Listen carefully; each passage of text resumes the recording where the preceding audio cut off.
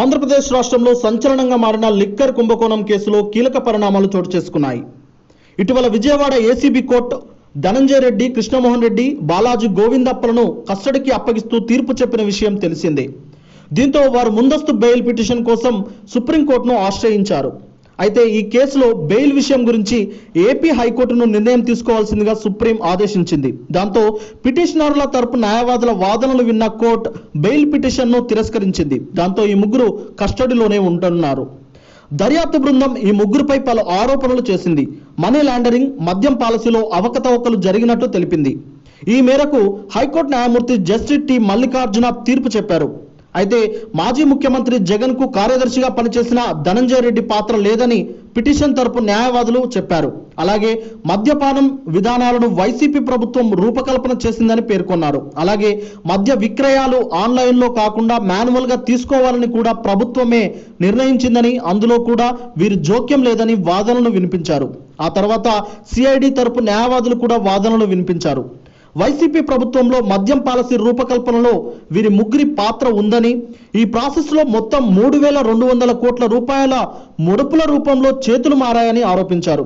అంతేకాదు దానికి సంబంధించిన సాక్ష్యాలను కూడా కోర్టుకు అందించారు.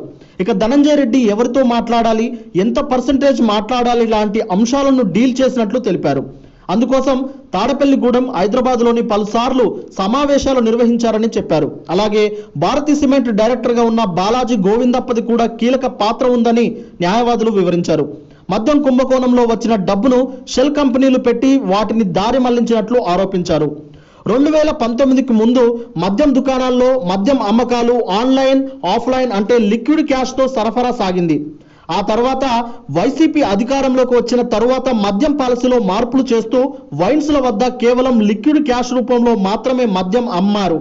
దీనికి పలు రకాల కారణాలు ఉన్నట్లు, డబ్బులు వైసీపీ నాయకులు జేబుల్లో వేసుకుంటున్నారని అప్పటి ప్రతిపక్ష పార్టీ టీడీపీ ఆరోపించింది.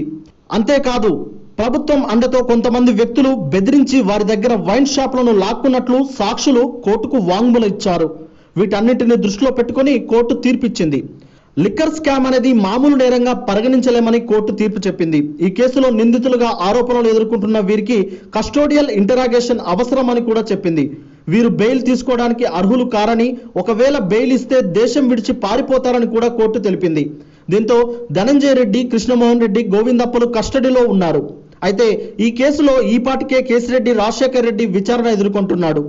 అతను నోరు విప్పితే రాష్ట్రంలో చాలా పెద్ద తలకాయల పేర్లు బయటపడతాయని రాజకీయ నిపుణులు భావిస్తున్నారు.